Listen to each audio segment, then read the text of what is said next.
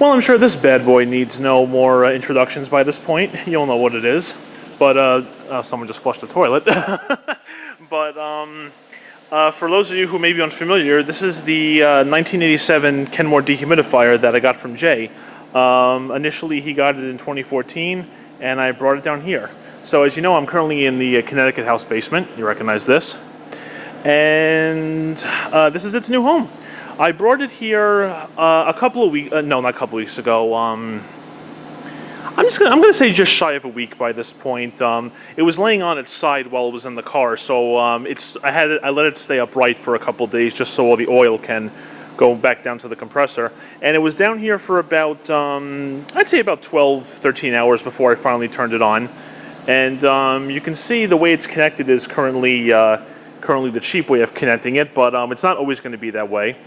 But just so you know, the wire, the plug, all of the extension cord, cool to the touch, no warmth whatsoever, so I know it's doing just fine.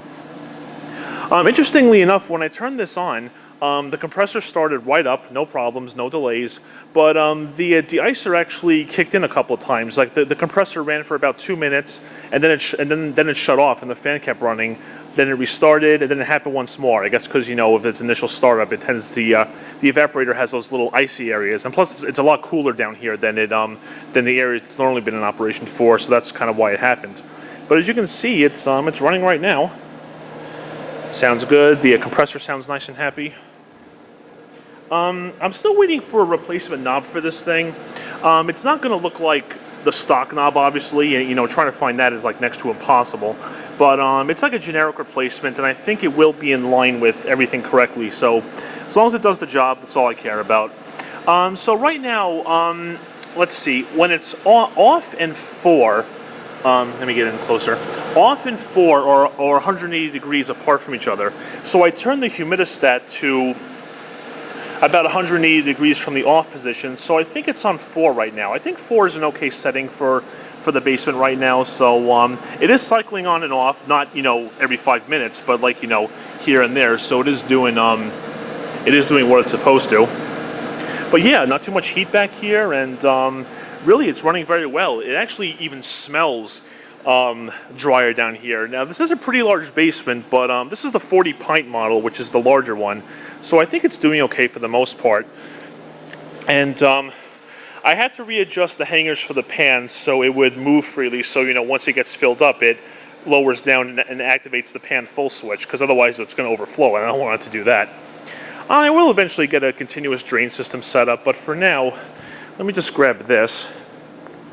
I have a spotlight over here that I'm going to use. Anyway, let me just bring it over there for a second. Just give me a minute. Okay, guys, I just needed to get the back panel folded down. Okay, this is rather unexpected.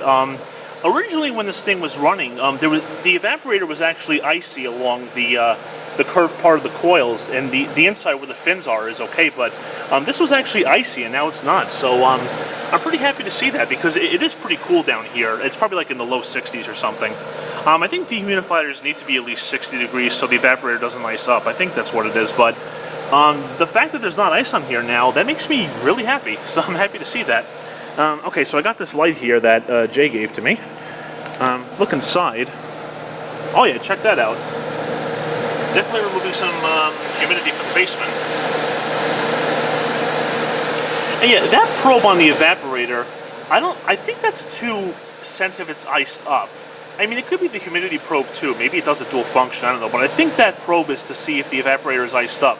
And if it is, it shuts the compressor off until it warms back up. And as a matter of fact, it has a really nice loud mechanical click when it triggers, which is great.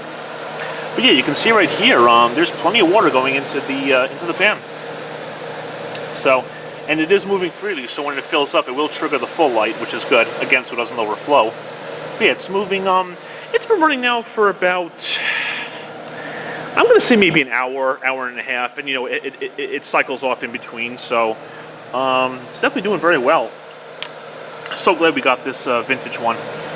Let me see if I can put this back up with one hand. Might be able to.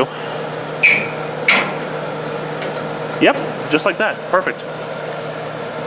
Now, obviously, at some point, I want to I want to set this up so it can continually drain. I did have one idea. As you know, that's the condensate drain from the attic furnace, okay? Or furnace slash air handler. And I'm wondering if, like, maybe someday the dehumidifier could go somewhere here, okay? We could run an outlet to the wall here somewhere and raise up the dehumidifier, put it on like cinder blocks or something, and then have it drain into a condensate pump, which then can, when it fills up, pump the water right into there and just go down the house drain like the condensate from the second floor already does. I mean, a condensate pump and a dehumidifier on the same circuit probably might need a 20 amp, I don't know, but maybe someone can answer that for me. Just because, like, you know, I mean, this is kind of in the middle area, I guess you could say. So it's like, you know, it does kind of cover the biggest area. What we kind of could do is, if I go to the air handler over here, as you know, this one already has a condensate pump because it's in the basement, so there's a condensate pump right there. Like, technically the dehumidifier could go here, but I mean, if you look, like, this is all the way at the end and in a corner. And, you know, I don't think that's really going to cover the basement area as well as if it's more towards the middle over there.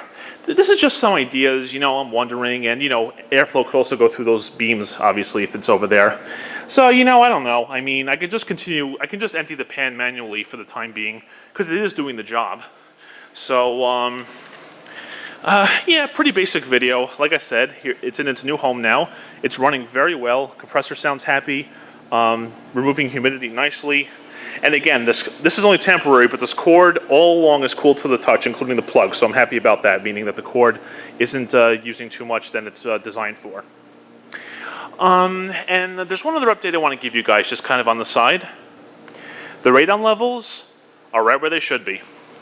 Again, I don't remember the exact units of measurement for it, but the minimum, let me say this. Okay, it has to be below 4. So ever since all the cracks were sealed and the second system was installed, the basement came out to, I believe, 1.3. The first floor, 0.3, and the second floor, like 0.1. So the radon levels are all down to safe levels now, so very happy about that. And I just want to give you a quick update on that. So these two pipes are really doing their job. Very, very happy about it. A couple of other things I think I wanted to say about this. You know what, just give me a second. Okay, yeah, guys, now I remember.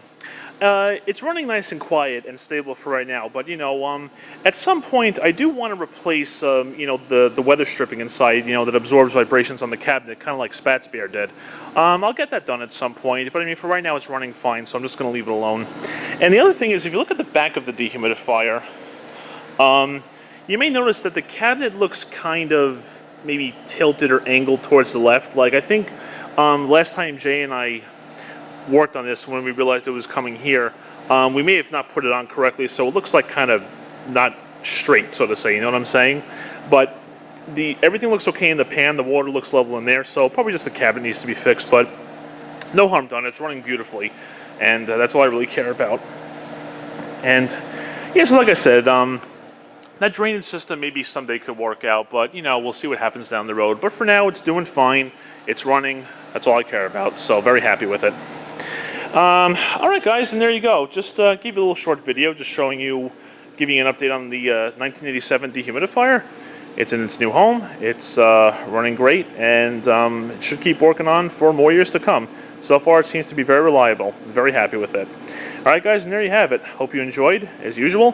Thank you for watching, and take care.